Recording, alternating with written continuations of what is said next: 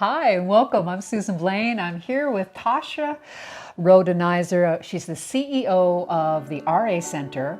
Hi, welcome to Sharing with Susan B, telling stories from the heart. We're looking to inspire, telling stories of struggle, vulnerability, and lessons learned. She's had a job ever since she was 10 years old, delivering papers. You were the youngest paper carrier in Nova Scotia. That's right. That's pretty impressive. When you were growing up, you wanted to be a veterinarian. Then you got your degree in kinesiology from Dalhousie, EMBA from Queen's, partial PhD from Carleton in organizational change in business. And but you were more interested in being a practitioner. That's right. Than an academic. You went into the big bad business world and worked at Nortel for 11 years in various management roles. Then you started a consulting company, so you did the human inertia, you did the entrepreneurial thing. You were vice president of health, wellness, and family engagement at the YMCA here in Ottawa. You've done a lot of volunteering when it comes to sports, swim teams, water polo teams, mentoring programs, and fundraising activities.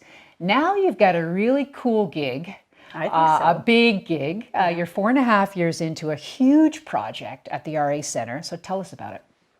Well, like you said, 4.5 years ago, I felt like all of my worlds collided, and I was able to try on a whole variety of hats in my role as CEO at the RA Center. Yeah, and that's a really exciting project. Tell us a little bit about what your objective is. Well, we sit on a beautiful property, about 40 acres on the Ottawa River, centrally located. We've got deep roots in the community as it relates to sport, recreation, and fitness, arts and humanities. And our vision is to really capitalize on that and build a new structure on the campus, another 200,000 square feet. Wow. And blaze a new trail and create this space where portions of healthcare, predominantly rehabilitation services, and sport, recreation, and fitness collide and work together. All come together under one roof. That's right. It's a big vision, and it's something I know you're going to accomplish. Business is not without its struggle, certainly in a project of this size. You're working with government, provincial and federal. All three levels of government. All three levels of government. Yes. So what's been your biggest business struggle so far? Well, is it that? It's definitely in my current role. Yeah. 4.5 years ago, I certainly entered the role with my eyes wide open. But it was an organization on the verge of bankruptcy. Yes. So it was in essence insolvent. Pretty scary circumstances. We were owed a covenant with the bank. Our long-term debt was due. We weren't servicing our members and certainly our suppliers to the degree that we needed to.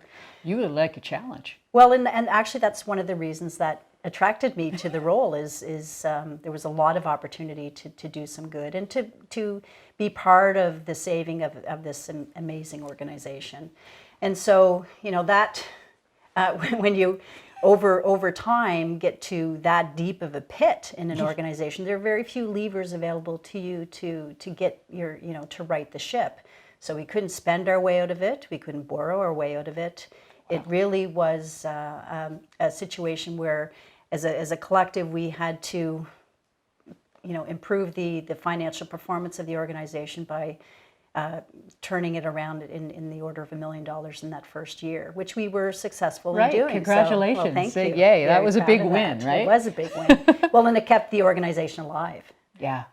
And you've brought it to a profitability That's position right. now, which is just incredible. We've got business struggles, but we've also got personal struggles that often sort of have a domino effect on things that we do. What about your personal struggles? Well, and in fact, about 6 months into my new role, my partner decided to end the relationship after many years, and I would say that, and raising our now 16-year-old son, co-parenting, has been for me the biggest personal challenge for sure. Wow, you just had everything thrown at you, right, at that particular time. It was a pivotal time in your life. Absolutely. Yeah. You become master of compartmentalization in some ways, Yeah. which is kind of helped me through that. Which brings me to, so what are some of the lessons that you've learned from these struggles in the last few years? Well, I would say, most struggles are hairballs. There's layers to them, and I think for me, it's making sure that you're spending the time and effort on the things that you can change and influence, and not grind, which I have a tendency to do, on things that you can't influence or move. That's smart.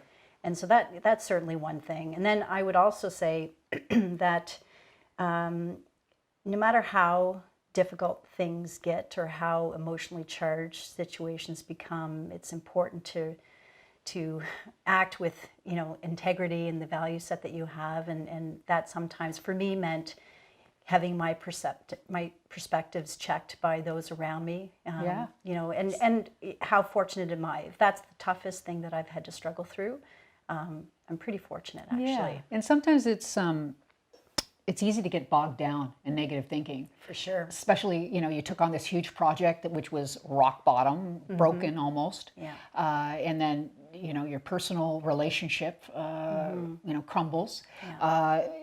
To reset your thinking, that's got to be an exercise of, at doing that. Yes. Yeah. Must have been challenging.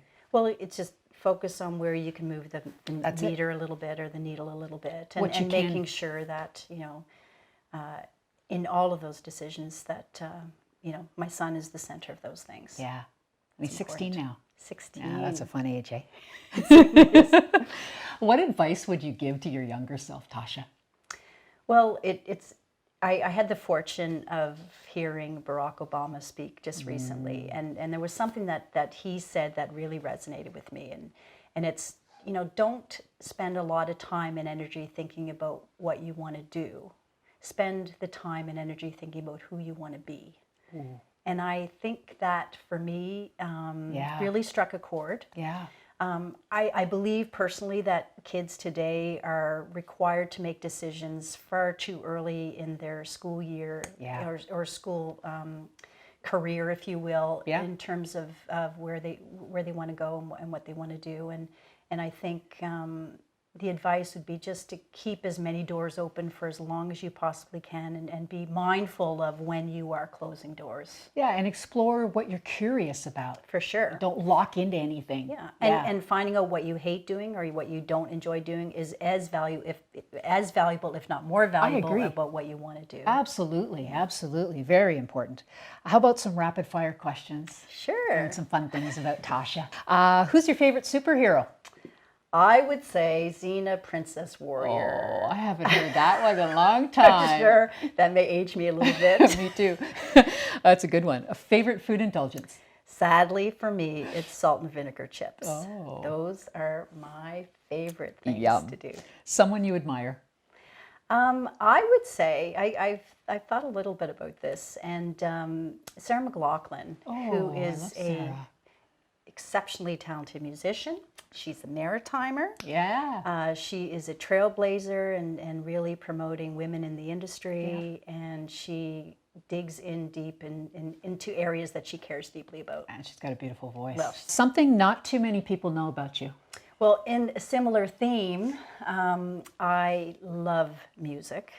And I'm not a performer, but I do like to play. And play what? I play piano and guitar predominantly, a little bit of saxophone, but I like to get together with friends and play and sing. Yeah. Oh, that's fun. Yeah. Oh, yeah, we could do that together one time. I'm a little bit of a closet singer. Oh, well, that's where I'm best. Yeah. That's where I sound best, in the closet. How about a favorite movie, book, or quote? Well, I happen to be a voracious reader, but I thought that the quote that I probably use the most at work is, eventually the snow melts and the dirt shows. And just about how sometimes intentions aren't obvious at the beginning, but they become obvious a little later on. What's something that always makes you smile? I think in general people don't smile enough. So what puts a smile on my face is others' smiles. Yeah, it's contagious. And right? watching it is contagious, and watching people interact and laugh and smile. And sometimes just smiling at someone and having them smile in return is just very fulfilling. For sure it is. Yeah. What's your definition of success in one sentence? Well, I would say success is not an accident. It's the culmination of hard work, determination, tons of errors and mistakes, and lifelong learning. Yeah, surrounding yourself with the right people too. That's right. Tosha Rhodenizer is on LinkedIn. That's where you can connect with her and learn about her journey and what she's doing with this amazing project.